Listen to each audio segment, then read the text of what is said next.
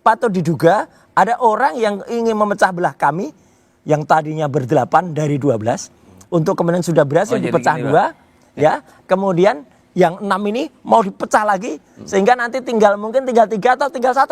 Lah kalau saya mau dipecah apapun, kalau saya masih tetap berani kalau saya. Saudara, jika sebelumnya kubu Roy Suryo sangat yakin jika Jokowi berupaya agar kasus ijazah ini tidak sampai ke pengadilan, kini faktanya Jokowi justru mengaku jika forum pengadilan sangat ia nantikan untuk membuktikan keaslian ijazahnya.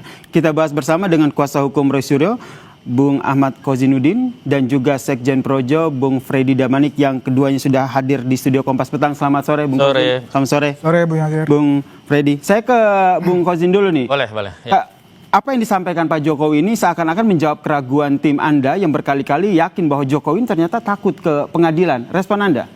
Saya justru meyakini apa yang kami yakini itu makin menggumpal, karena apa yang disampaikan Saudara Joko Widodo itu mengandung kontradiksi. Setidaknya yang pertama, kontradiksi dengan visi politiknya bahwa dia butuh forum pengadilan, sehingga semestinya yang harus dia sampaikan adalah tidak ada maaf dan saya tunggu kalian di pengadilan. Kenapa demikian? Karena setelah dirinya memberikan maaf kepada 2 orang DHL dan ES, ternyata follow up tindakan hukumnya adalah restoratif justice, sehingga keduanya di SP3. Barang yang sudah SP3 itu tentu tidak akan mungkin sampai ke pengadilan. Artinya kalau dengan cara yang sama dia kemudian memberikan maaf, terjadi permaafan, lalu semua tersangka akhirnya di SP3, artinya itu kan bertentangan dengan visi untuk membawa ke forum pengadilan. Artinya sebenarnya Jokowi sedang berusaha untuk menghilangkan forum pengadilan itu dengan memberikan maaf jika nantinya ditindaklanjuti dengan restoratif justice dan penghentian. Yang kedua ada lagi, kontradiksinya adalah dengan pernyataan sejumlah relawannya.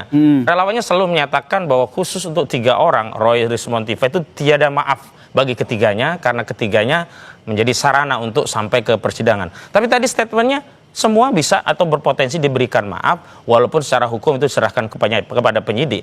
Nah, artinya kalaupun nanti secara hukum diserahkan pada penyidik, ketika terjadi permaafan, itu kemudian akhirnya juga restoratif justice semua. SP3 semua berarti tidak ada forum pengadilan. Tapi yang perlu saya tegakkan bahwa tawaran ini sebenarnya tidak relevan. Kenapa?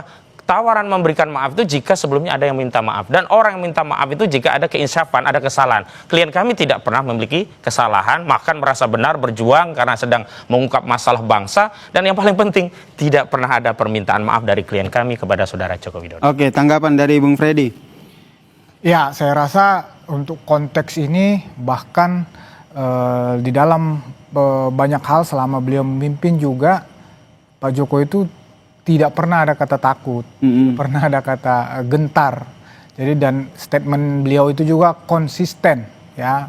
Sejak awal dia bilang dia akan tampil, akan hadir di persidangan, akan menunjukkan bukti-buktinya. Kalau maaf itu juga dia konsisten sejak awal, selalu secara pribadi akan selalu memaafkan kalau ada yang minta maaf. Tetapi tetap juga konsisten bahwa memang untuk persis yang dibilang Bung Kozinudin tadi, ya ini kan ada 2 klaster ya. Nah, klaster kedua ini sedang berproses, ya sudah segera nanti akan kami percaya akan P21 dan memang tidak akan ada penyelesaian apapun itu secara baik-baik dan kekeluargaan yang akan menyelesaikan untuk restoratif justice untuk teroris. Oke, tapi tadi Anda bilang Pak Jokowi berani untuk menyampaikan itu di pengadilan, tapi kalau kita lihat ada beberapa hal yang disampaikan oleh kubu Roy Suryo, terutama Roy Suryo, bahwa kubu mereka beberapa kali sering diteror supaya terima restoratif justice. Apakah ini seakan memang betul ada upaya supaya kasus ini tidak sampai bergulir pengadilan? Ya, pertama itu kan kata Roy Suryo. Yang kedua,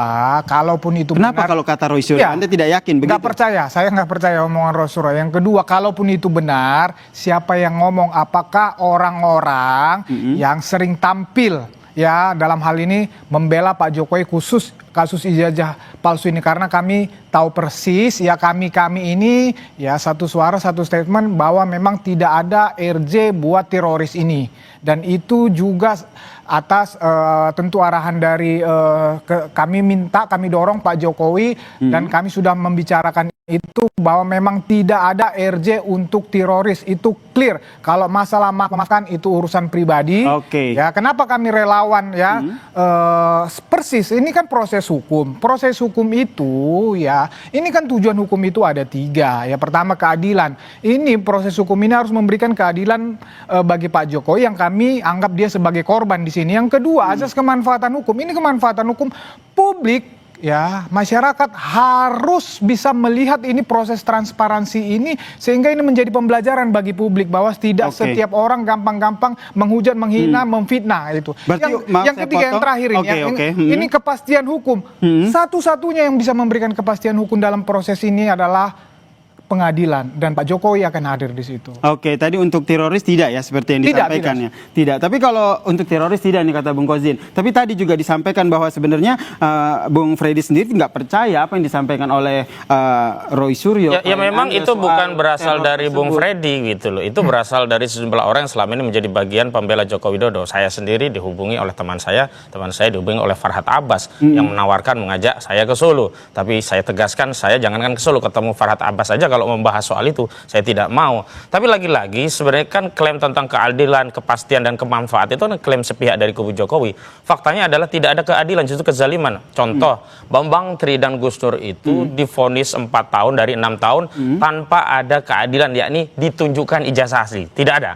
Sebentar, yang kedua, tadi Anda bilang bahwa Anda diajak oleh Farhad Abbas ke Solo. Ya, ajakannya dari saya tentu menafsirkan ini bagian dari strategi untuk mengajak kami agar berdamai, atau setidaknya kalau saya mengajak klien saya untuk bisa berdamai dengan kubu Jokowi. Itu masih dugaan atau memang sudah ada bukti begitu? Dan arahnya ke sana, karena di beberapa forum juga demikian. Adi Darmawan juga mengajak itu, bahkan Adi Darmawan secara langsung kepada salah satu anggota tim kami begitu, memang tidak melalui kuasa hukumnya dan tidak melalui Jokowi langsung. Tentu kalau itu langsung dan ditolak kan malu. Nah, kalau dari kubu-kubu yang lain kan bisa saja dikatakan itu sebagai ya biasa gosip saja, sehingga hilanglah rasa malu karena tawarannya bertepuk sebelah tangan. Gitu. Tapi saya mau tegaskan bahwa kalau kita bicara kepastian, tentu kepastiannya itu adalah dengan menunjukkan, dan forum untuk menunjukkan itu tidak harus pengadilan. Buktinya Asrul Sani memiliki forum publik untuk menunjukkan dan perkara itu selesai. Dan kalau kita bicara tentang kemanfaatan, apa sih manfaatnya kasus ini sampai hampir setahun nunggu pengadilan, yang pengadilannya tidak kunjung-kunjung datang? Kenapa kalau kita tidak bicara kemaslahatan, kemanfaatan itu adalah dengan mengambil cara yang lebih teknis dengan menunjukkan di depan publik sebagaimana yang sudah ditempuh oleh Asrul Sani dan telah terbukti itu lebih bermanfaat dan menutup kasus gitu. Nah, jadi kami makin meyakini bahwa kenapa tidak diadopsi cara Asrul Sani? Ya memang karena ijazah itu bermasalah. Semakin ditunjukkan pada publik, maka akan semakin terbongkar masalah dari ijazah tersebut. Gitu. Jadi karena ini karena tadi juga yang disampaikan bahwa ini relawan-relawan akhirnya mengajak, mendekati kubu Roy Suryo ini, kenapa akhirnya begitu? Apakah ini arahan Jokowi?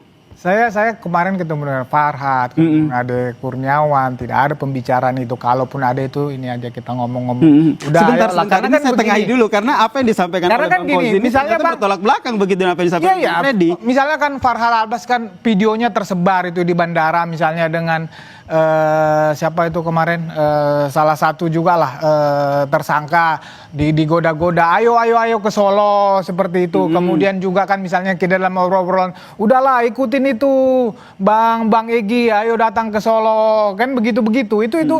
Tetapi secara prinsip bahwa relawan bahkan meminta Pak Jokowi tidak ada RJ untuk teroris ini untuk kepentingan yang 3 tadi itu.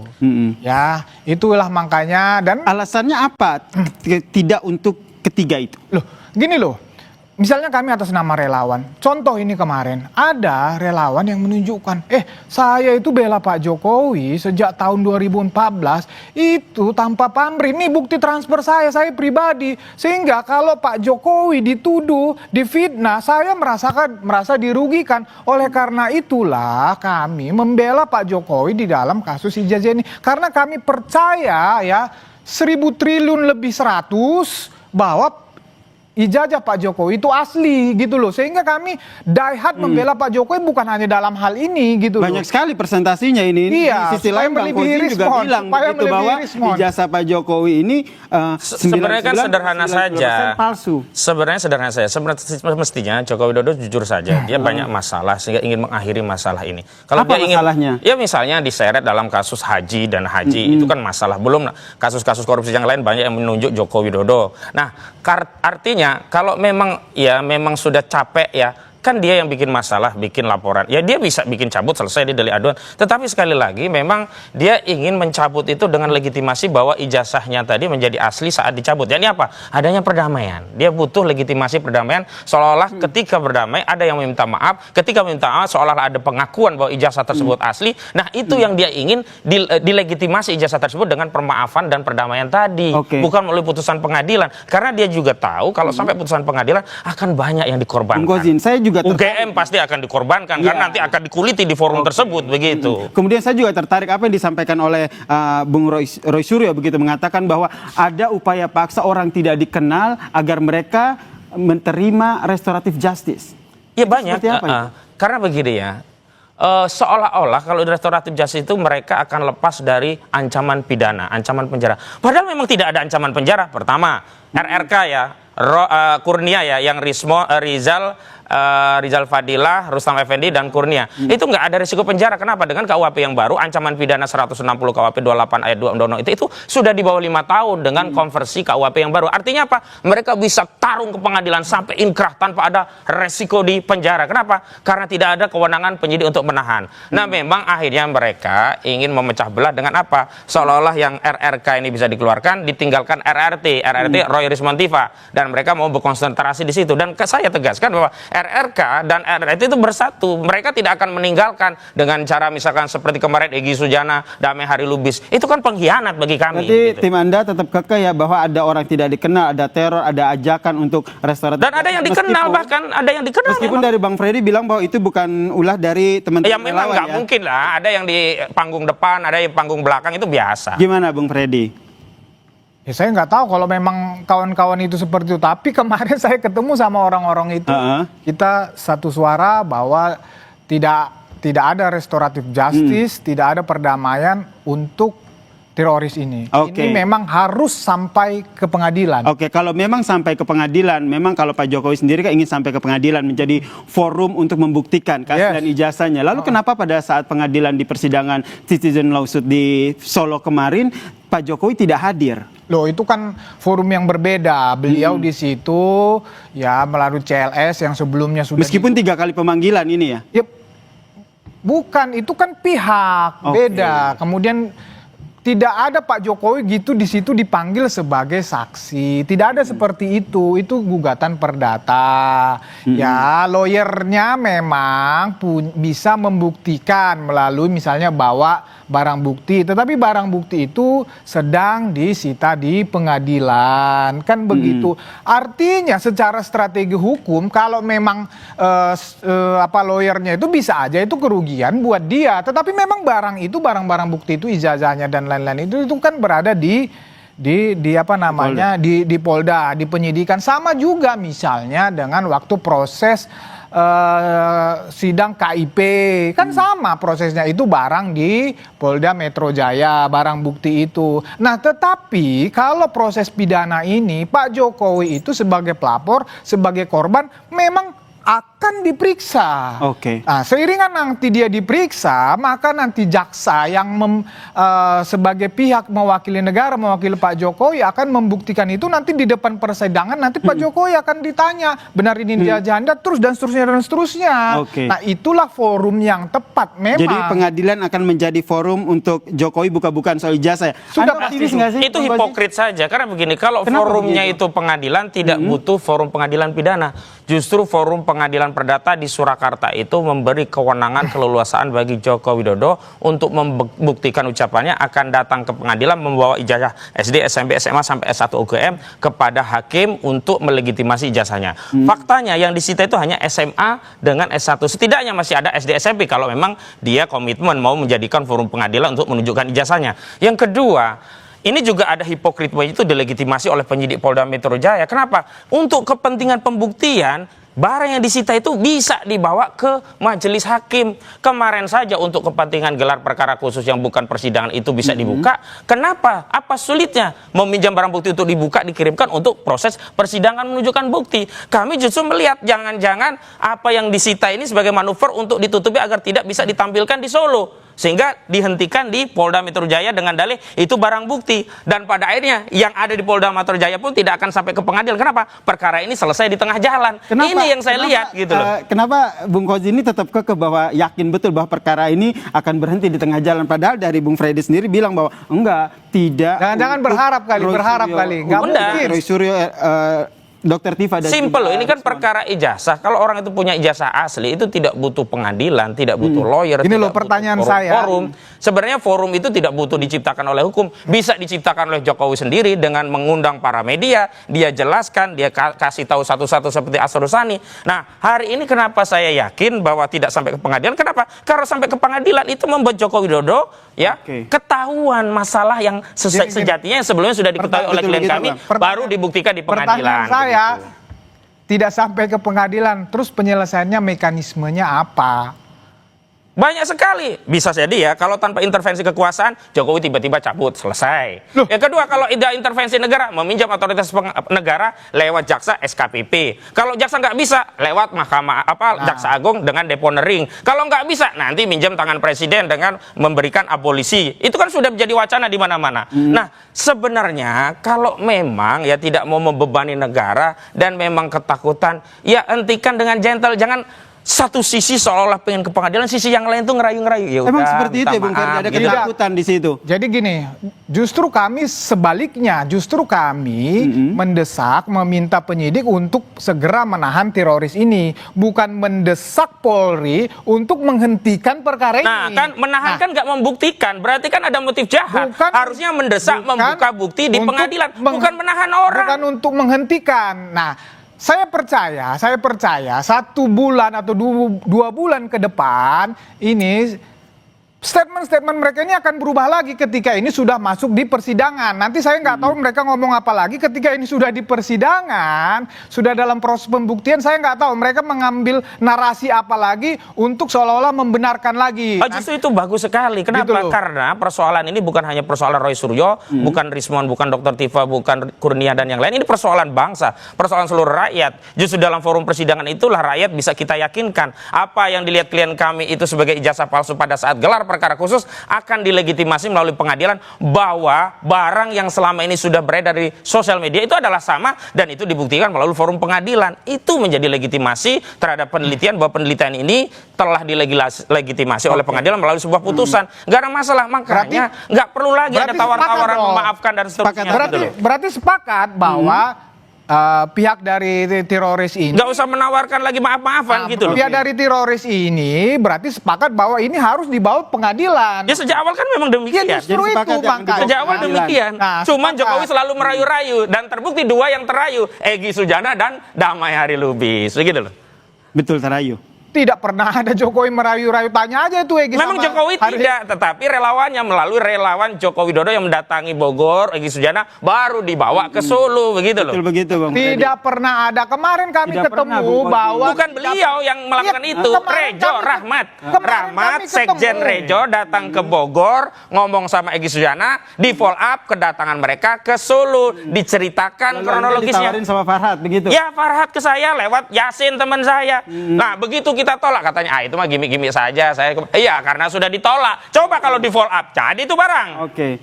Terakhir Bung Freddy, Anda pasti akan yakin bahwa dalam persidangan nanti Joko Widodo akan menunjukkan ijazahnya. Iya, kami yakin 100.000% bahwa Jokowi akan banyak sekali.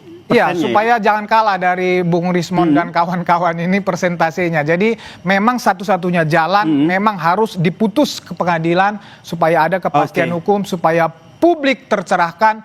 karena Pak Jokowi di sini sangat dirugikan. Karena Supaya dia kasus ini nggak berhenti atau nggak berlanjut sampai 1 iya, tahun ya. sebetulnya sama dengan kata Tapi itu Bung Kozinur. disepakat, tapi pernyataan ini penyesatan. Kenapa? Kalau saat di sidang pidana yang menunjukkan bukti itu bukan Jokowi lagi tapi jaksa. Kan tadi sudah Nah, saya kalau mau jelaskan menunjukkan itu. oleh Jokowi itu di sidang perdata di Kan tadi Solo. saya sudah Ditunggu jelasin di Solo begitu. begitu. Saya udah jelasin Oke, begitu melalui oke Bang jaksa Freddy, tadi. oke Bang Ya, Presiden, yang sama-sama. jelas apa yang disampaikan oleh Joko Widodo menyatakan bahwa pada saat persidangan ia akan menyampaikan ijazah hasilnya. Itu yang kita nantikan bersama. Iya, dan di Solo ada forumnya. Kita tunggu. Oke, Ya. kita sepakat di situ ya, Bung Ya, Freddy. oke, Oke, saya kita sepakat di situ ya, Bung Sepakat. Freddy. Terima kasih Bung Freddy Damanik, Sekjen Projo, dan juga Ahmad Kozinudin, Ya, pengacara sama-sama. Roy Suryo, telah bergabung bersama kami di Kompas Petang. Dan saudara, Kompas Petang akan hadir dengan informasi penting dan menarik lainnya usai jeda.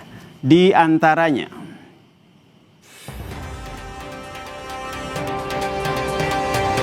Kapolda Daerah Istimewa Yogyakarta menonaktifkan Kombes Edi Setianto Erning Wibowo dari posisinya sebagai